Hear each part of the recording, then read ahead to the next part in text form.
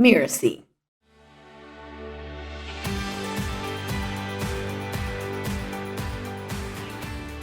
And so our COO and I did what we called our Tim and Jennifer Grateful for You tour. And we actually got t-shirts done up. It's like the Grateful Dead kind of theme stuff. And we put every office and the date on the back like a tour shirt. And we went to all the offices over like 6 weeks. And it was exhausting, but it was also exhilarating.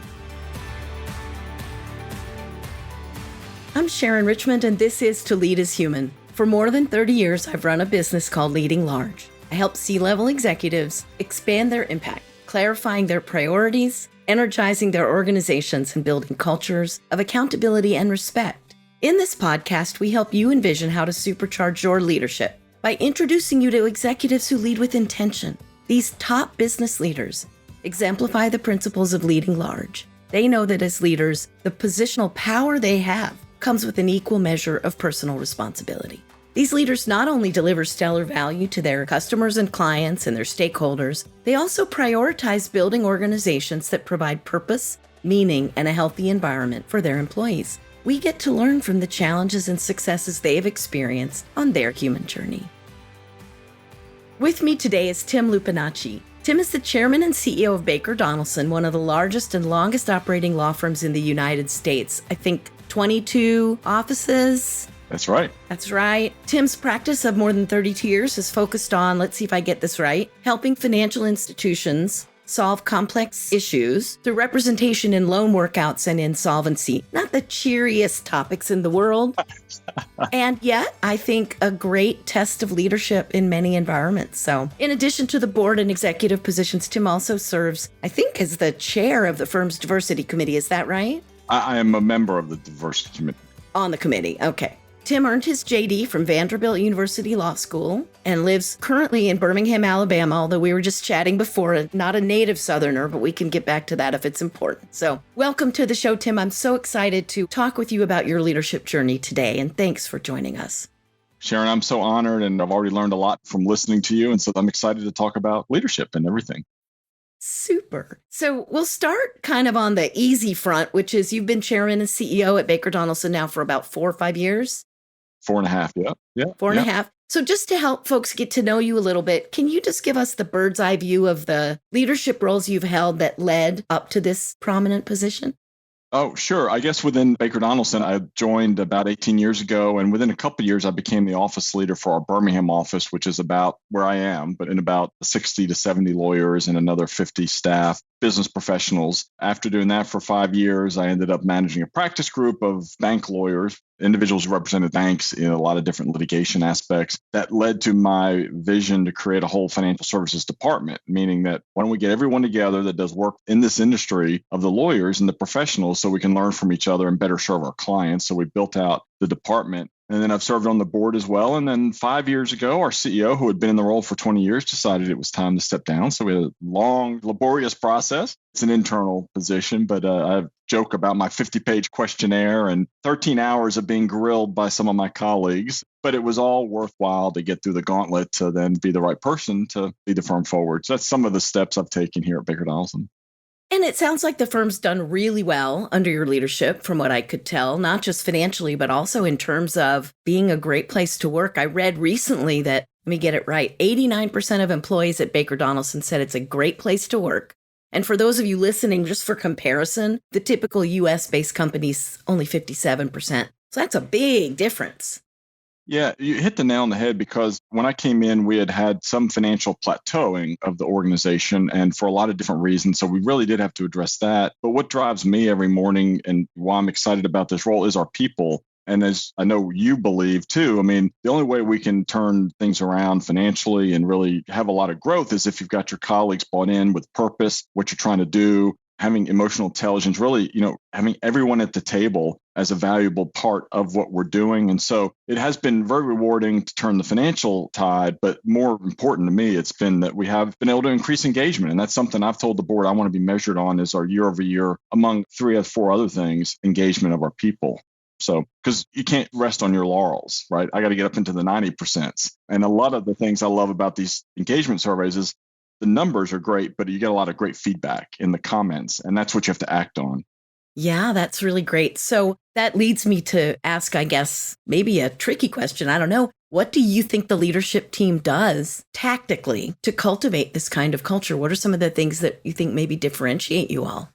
Well, that's a great question. I mean, I know it has to start at the top, and it really started with we had a 6 month transition of me moving into the role. And I went on a road trip of all our offices and sat in conference rooms with everybody in the office and to get feedback and to ask questions about how we could do things better so that I wasn't just saying I view everyone as a leader, which I do in their own realm and everything, but I also want your feedback. I want to have that open dialogue. It's safe to bring this to me, which took some time for people to build that trust because a lot of people didn't know me. But then being open about it and then actually listening, taking notes, and then acting on. Now, obviously, we couldn't act on everything, and everything may not be in the best interest of the organization. But I think that started with the idea of making sure that we were listening and getting better every day, and we could always get better. So I think that's one thing. And certainly, again, leading from the top, I try to do that with our executive team, all of our office leaders, practice leaders, try to really instill that through our training and through how we lead. And then it has to flow down. But then, of course, there's a lot of intentionality behind things like talking about engagement. How can we engage our colleagues regardless of title? How can we, particularly when you got into the remote area, I mean, how can we better do that? So some of it's intentionality, it's leadership from the top. And then, I mean, we certainly can unpack some other specific things tactically we've done, but that's just some high level ideas.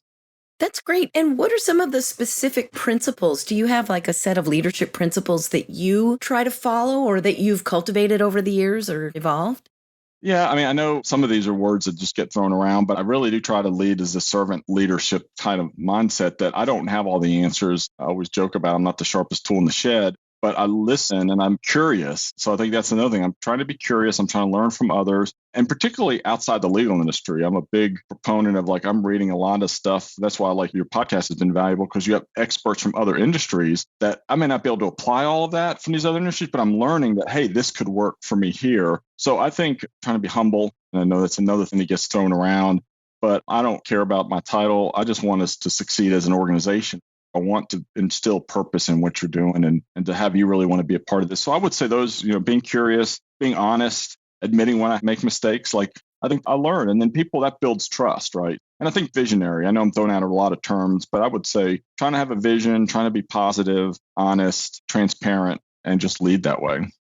So I think the people that I know that work in the legal industry, I think many of them would say, well, it's not a very forward thinking, modern field for leadership. And so I wonder if you could talk about what do you think is different about leading a legal organization?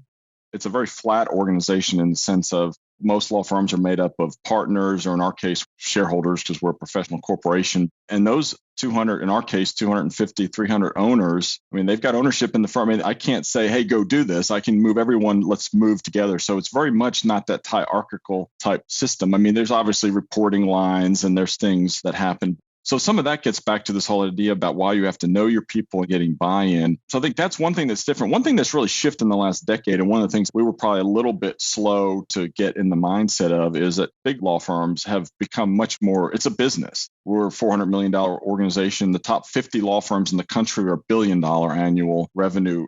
So when I was in the succession time frame, I really was talking a lot about we need to be thinking like a best run business, like our clients. It's a little bit of a nuance, but the partnership, the handshake model, we'll take care of this, we'll take care of that. It really had to think about what's the return on investment on all we're doing and making sure that it's better serving the clients, right? And so there's a lot of that mindset shift, behavior shift that's been happening in the industry for probably a decade or more, maybe even longer. But for us, it's been really the last 5 years. And so it's been hard because it's changed, but it's also made us better in serving our clients. And so I think it is a different model than a lot of other industries, but it's very rewarding, but it has different challenges. I've got to get a lot of buy-in.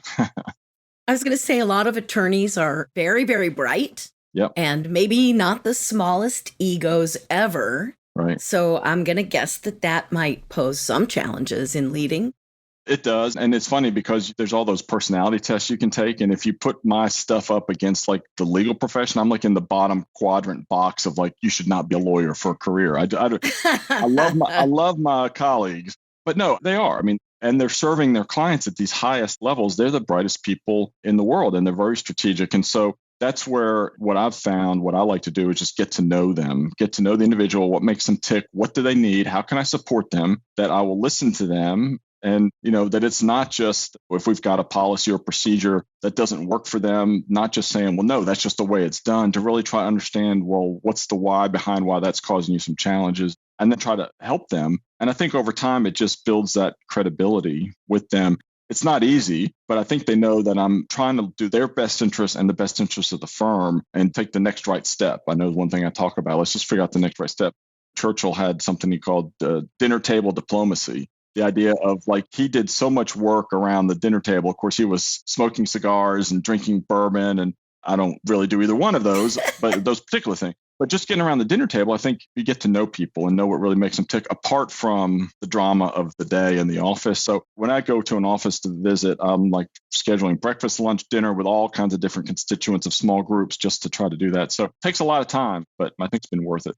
So how much time do you think in your day do you spend in what you would consider leadership activities, like leading the people?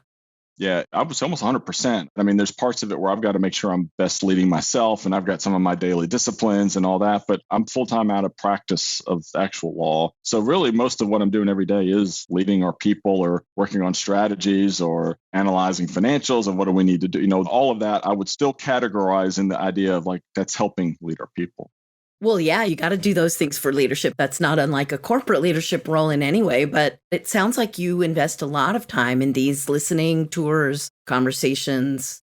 Yeah, it's been a big part of who we've been as a firm, even my predecessor, because we're 22 offices, over 10 states. Part of the glue that holds it together is having the leaders getting around to the office at least once a year. And of course, as we've gotten bigger, because we've added some offices in the last couple of years, it just makes it more challenging. But I'm going to Baltimore next week. I'll be in Atlanta the week after that. It's just things like that. Now, we try to organize other meetings we're doing. We have 4 departments that we run the firm through. We're having a business unit meeting in Baltimore, but then I'll spend an extra day and go, I don't know what they call it, crack crabs. I'm supposed to have some crab leg meat or whatever. So But one thing, after the pandemic, obviously, we weren't going around and visiting our offices over that period of time. And so our COO and I did what we called our Tim and Jennifer Grateful for You tour. And we actually got T-shirts done up. It's like the Grateful Dead kind of theme stuff. And we put every office and the date on the back, like a tour shirt. And we went to all the offices over 6 weeks. And it was exhausting, but it was also exhilarating because it was, in many instances, the first time people were seeing each other in 14 months. And, we did a lot of different activities, but then we'd get on the road and drive to the next office. But that just is part of the fabric of who we are. And it's gotten people to trust us and to know that we really are interested in their best interests. And it sounds like kind of very down to earth as well. That's a pretty funny theme for a listening tour. And yet I imagine it really got a lot of people laughing and feeling like, oh, you're just regular people. So just thinking about the whole pandemic thing, what are you all doing about this return to work? Return to the office, I should say. And how's that working out? And what insights have you learned? Yeah, well, we have, as everyone's struggling through it, and of course, there's probably no exact right answer, right? But what's worked for us, we've been trying to be flexible. We've basically, at the high level, thinking about trying to encourage people to be in the office about 50% of the time. Different categories may be a little bit different, but that's the big picture thing. We try to coordinate certain days of the month where it's an everybody in the office. And those are the days we try to, we do monthly, office lunches, or if we're doing attorney meetings, we try to coordinate that around that. We've certainly have access to a lot of, obviously, the remote stuff. We've tried to do some programming more remote so people can access it, at their own convenience at home and everything like that. And then we try to do things like our leaders, our board, getting around the offices, which will then bring people in. I know this summer I had asked all of our board members if they could fan out to all of our offices to really continue. We're in the second year of our Baker Vision strategic vision. And I've said, well, everyone's heard me talk about this. Can you all go out and one of you at least get to every office and do a presentation and why you're bought into this? And then when they get there, they're doing stuff in office. So we're really trying to be intentional about getting around, getting people in the office, but recognizing we need to be flexible. And there's some groups within the firm, I think our billing professionals that in the marketplace are, pretty much they can go anywhere and do it all remote. And so we recognize we need to be even more flexible because we want this best talent, but we don't want them to leave just because they could work from home somewhere else more often. So we're just trying to take it like that. No, it makes a lot of sense. And I do think, what I'm discovering is different industries seem to have different requirements. And I was just looking at a research report this morning, and it makes perfect sense that among those organizations in professional services, legal, it's a lot easier to have some people work remotely than it is, for example, in a manufacturing or a distribution type of business where many of the employees just have to be there. And I think for the executives, they also like, what does an executive do all day? Talk to other people. So you might as well be in the office. And I do think it does drive that like senior team to want to be in more. I don't know if you're finding that. No, I totally agree with all of that. And I mean, it's interesting because the legal industry did very well during the pandemic because everyone could just convert to working remotely. And then, of course, our clients had these unknown problems and issues they had to navigate. And so we became more valuable and became more their trusted advisors. But we were able to pivot pretty easily compared to, as you said, manufacturers or retail or, healthcare workers, the real important folks in the world.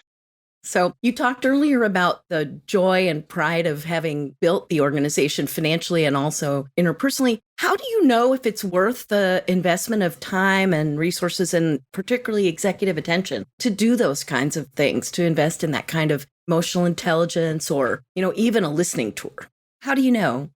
I guess having been a part of Baker Donelson for, 18 years, that sort of undercurrent of the EQ, I don't necessarily care as much about getting the title of a best place to work. I want to be a best place to work, right? That people want to come to. And I think we had always focused on that as part of our fabric. And so that was part of what drew me to Baker Donelson. So I've seen it at the firm, but even my personal level, that the teams I've worked with, when you're really focused on those things, the building the team and working together and knowing like what everyone's dreams and ambitions are, and then really trying to help them accomplish that in smaller teams, I saw that we outsized economic moves. We grew more trusted relationships with clients. It just made everyone work together really well. But for those who haven't done as much in it, it could seem probably daunting, like that's the soft stuff. And I think there's research out there that shows that it really does drive profit and drive revenue. There's certainly very high correlations between those kinds of efforts. So one of the things I like to do with guests is to get as personal as we can. And I heard you talk on a different show about Myers-Briggs as a frame that you would use to understand personality and personality differences. Did I get that right? I have done that in the past. And then Patrick Lencioni has a new book that kind of goes into some of that. So, yeah. He does. He's been a fan for a long time. So I'm just wondering, what have you learned about yourself, your blind spots? Where did you stumble and have to recognize, oh, I never thought about that part of leading? What did you have to learn to get better?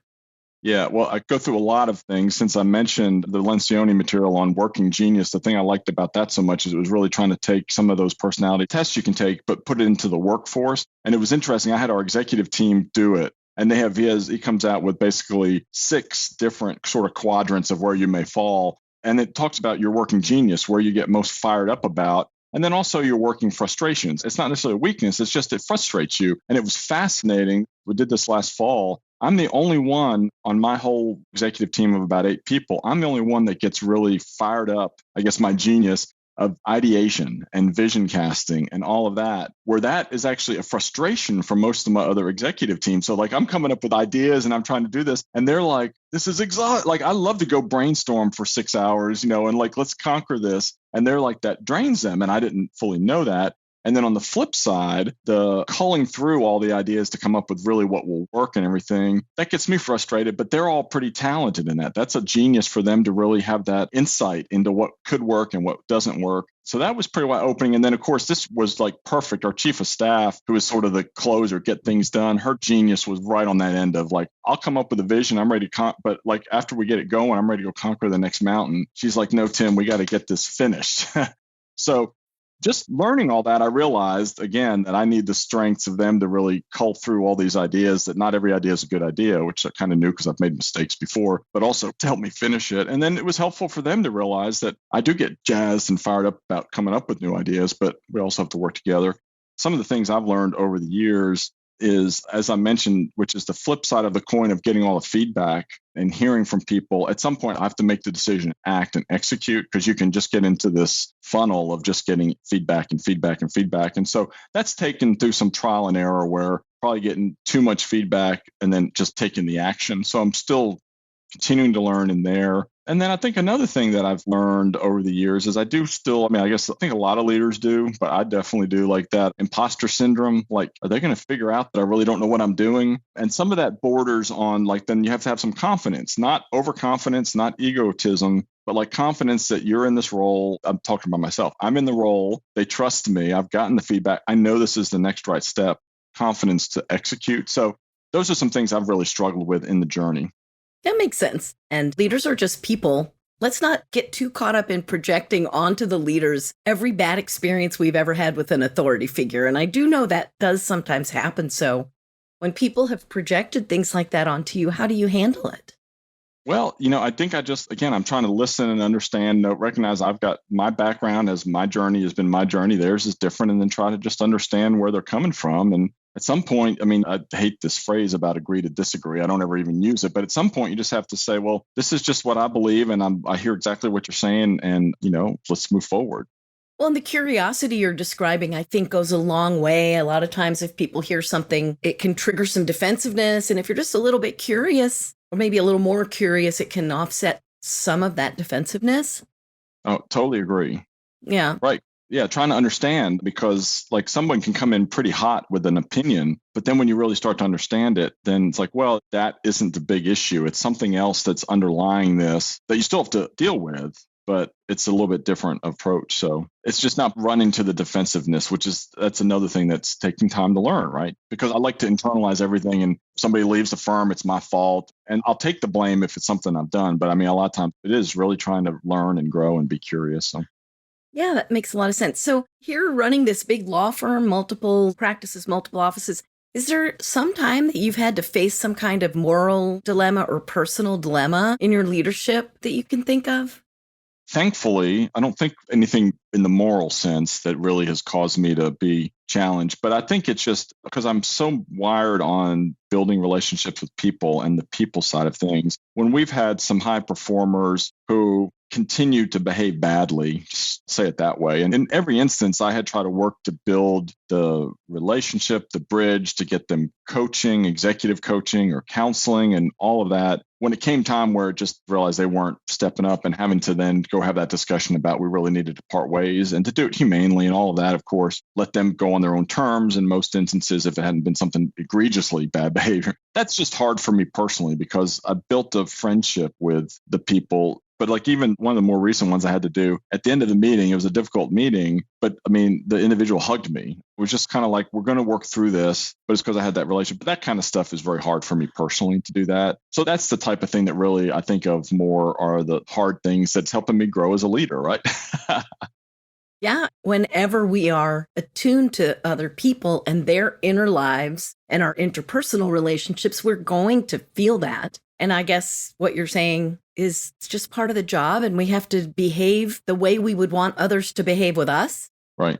Treat us with dignity and respect, have the conversation. But I'm not surprised that somebody would hug you after, because when you listen and care and you work toward a common solution, I think people, in my experience, people do feel grateful. It's not what everybody expects or receives at work quite yet. Right. I think you're right, Sharon. It's interesting because this isn't the best situation for them either at that point. By the point that it's so, it's like, go find your place where you can thrive, because for whatever reason, it's just not working for you as much as it isn't for us. It's so hard because then I tend to be like, I give people too much the benefit of the doubt for too long. But then at some point, you got to like trust the instinct that that's too much, right? I think that's a fine line for everybody to manage, and you can over-index on either side. That's right. And then the individuals who aren't producing outcomes, then the other colleagues see that you're allowing them to not produce outcomes, and then they wonder, why am I working so hard? It does all work together. That is a great point, Tim. I think I read somewhere that your culture is defined by whatever you tolerate is what you get. Right. And I thought that was just a very interesting framing for that. Yeah. I've heard it phrased like, if you want to have A players leading your organization, but you're allowing the C players, however you define it, to just continue to hang around, you're never going to attract all the A players because they're going to see that. So I love how you said it. That's really true.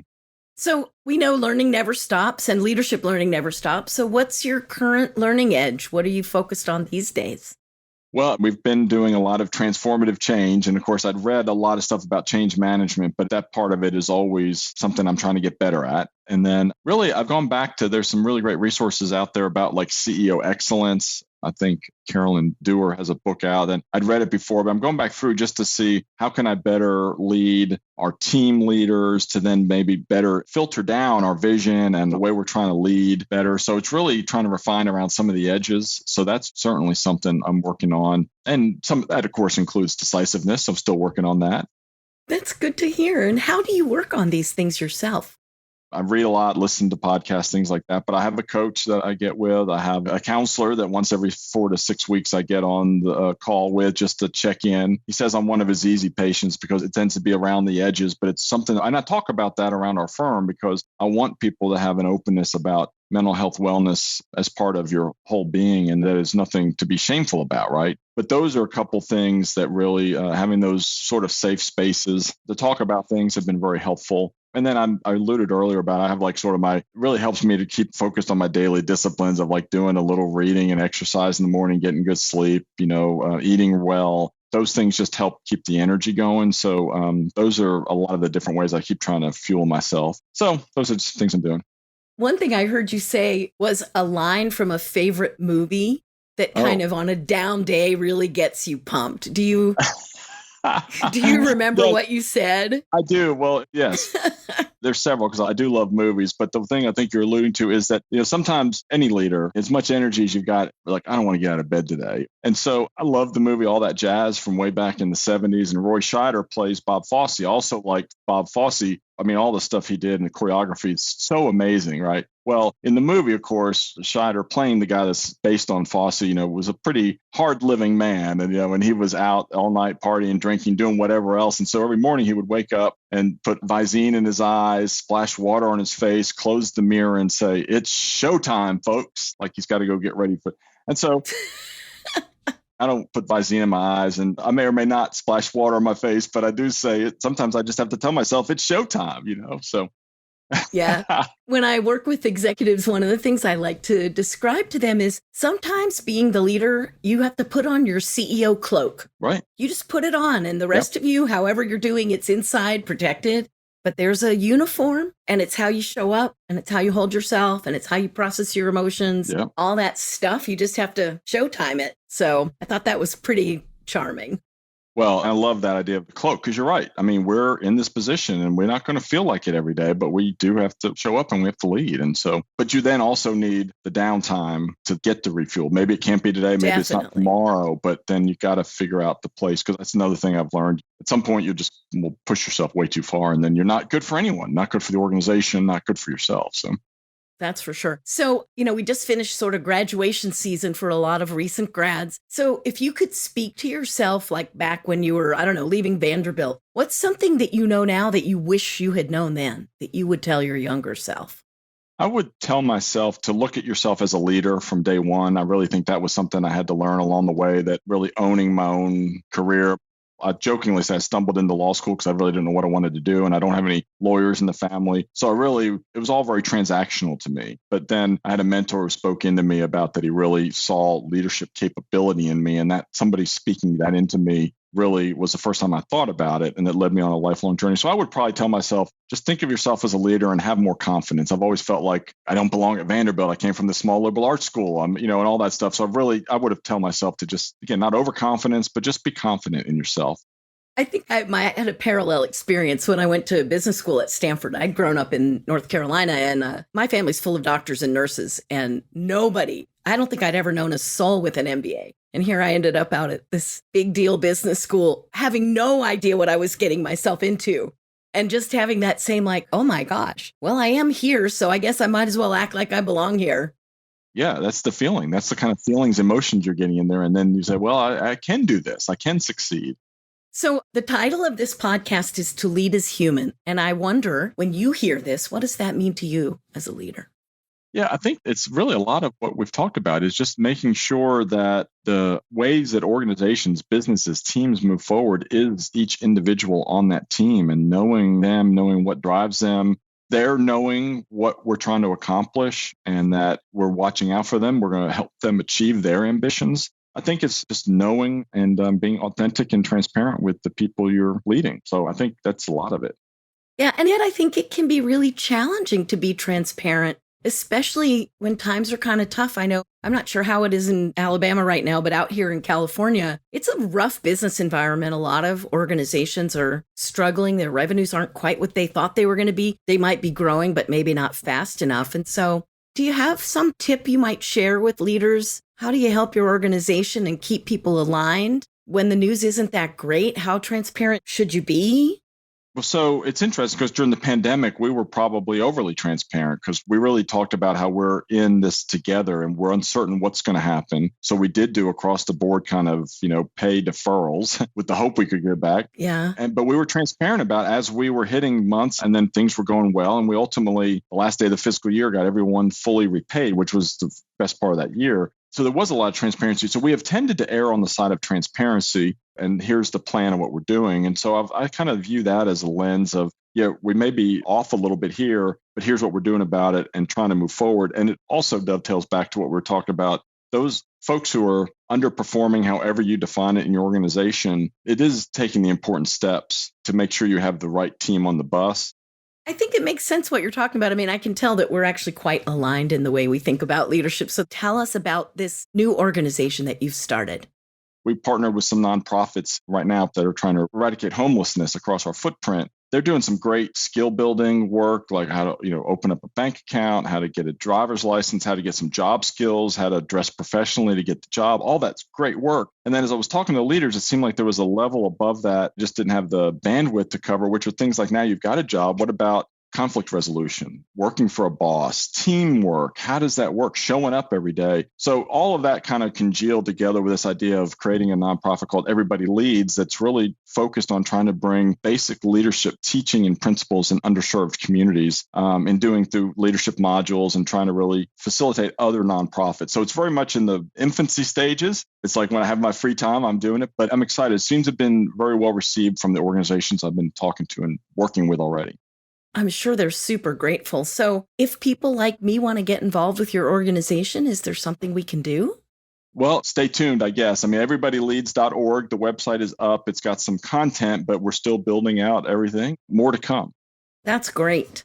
So we're getting ready to wrap up. What piece of advice would you want to offer to our listeners if they want to pull their organizations forward and do it through building a more human-centric workplace? What's one or two pieces of advice you would offer? I would really look for a resource, whether it's a book or about the whole idea of emotional intelligence, because I think that incorporates a lot of the topics that we've been talking about. And so I think just really being focused on thinking about the relationship, thinking about being curious with your colleagues, and really just listening. And really important to act on some of those things. So there's all kinds of great resources about emotional intelligence. And I'm sure, Sharon, you might even have some want to recommend. Daniel Goleman, I think, first helped to popularize it. And if any of you listening don't know, the kind of basic 4 skills are self-awareness, self-management, meaning making choices about how you behave based on how you're experiencing your own emotions and also on what your goals are. And then there's empathy and building connections with others interpersonally. And then there's the bringing it all together into the interpersonal dynamic where you are able to not just identify and manage your own emotions, but recognize and relate to other people's as you're going about the business of running your business. Somebody wrote a book like back in the early of the 20th century, I think, called The Hero's Journey. Joseph Campbell. That's it. There's a lot of books more recently that have taken up some of those ideas from 100 years ago and brought them forward. It's interesting always when I see Joseph Campbell referenced, like, oh yeah, I know that. And it really is talking about the heroic journey of leadership and how you can really bring everyone along with you. So that may be another thing to look for. That's a really good suggestion, too. Well, I think this has been a great conversation. And gosh, I'm so excited to meet you. And I want to learn more about the practices in your firm. So any last thoughts you want to share? No, I just really appreciate all the work you do, Sharon, not only with the podcast, but books. And just it's been very helpful to me. So thank you. Oh, thank you. Well, so a sincere thanks to Tim Lupinacci for this engaging and really wonderful conversation today. I'm pretty sure listeners are going to want to track you down. So how do people find you? Where's the best place to look? Yeah, I'm on LinkedIn, and I'm also, our website of our firm is bakerdonelson.com, DONELSON.com. And as I said, everybodyleads.org, I'm over there as well. Super. Well, thanks again for being with us today. And it has been a real pleasure to meet you. Yeah, same here, Sharon. Thanks. Have a great day. Please stay with us for a moment, and I'll share some takeaways and some coaching tips to help you uplevel your own leadership starting right away.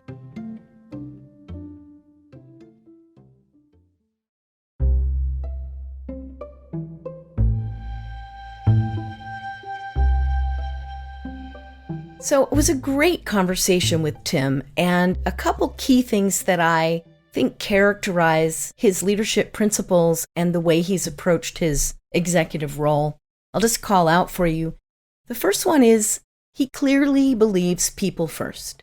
And in fact, what he tells us is that by aligning on purpose and using emotional intelligence skills to build trusting relationships, the business success will flow naturally. Another way to think about it is the way we treat our people is exactly the way they will treat our clients. Our curiosity, respect, and care will translate into delivering great service to our clients, no matter what the business. The second piece from Tim is how important it is for him to have a clear intention and to set that intention from the top, not just around strategic goals, but also around leadership standards. For example, showing you care. Getting to know people as individuals and finding out what they care about and what they want to accomplish in their own careers will create the foundation of a trusting relationship.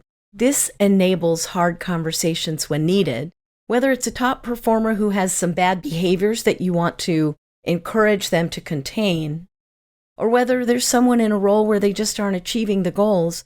If you start with the expression of caring, you allow yourself to have a pull no punches conversation, an open and frank one that should be able to lead to the best possible outcomes for both company and individual. And what Tim pointed out is that if it's not working well for the company, it's usually not working out too well for that individual also. The third piece, which we all know is true, but I think it really just shone through in this conversation, is decisiveness is not optional. Executives really do struggle to balance caring about the individuals in the organization while simultaneously having absolute commitment to the organization's success. And this creates a powerful polarity, meaning two things that are equally true that have to be held in mind at the same time and don't always fit well together. And yet, as he points out, decisions must be made, and often he has to make them, and in a timely manner. The tip I have for you this week is about your own decision-making and whether or where you might have become a bottleneck in your organization. So here's what to do. Ask yourself first, what issues have been in process or under study or under investigation for longer than feels appropriate, not just to you, but maybe to others in the organization? Then ask, what information are you waiting for? And how will that information change your ultimate decision? Taking time to figure out whether your decision will differ based on inputs is a very important way to help accelerate decision-making. Ask also, what is the urgency and what are the risks to waiting to decide versus deciding today with incomplete information?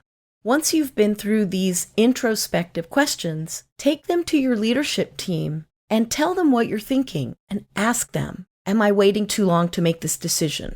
I'm sure they will tell you if you create openness.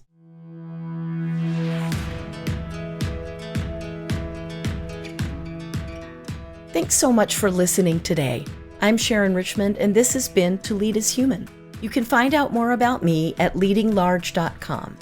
That's LEADING large.com. To Lead as Human is part of the Mirasee FM podcast network, which also includes such shows as Soul Savvy Business and Making It. This episode was produced by Cynthia Lamb. Andrew Chapman assembled the episode.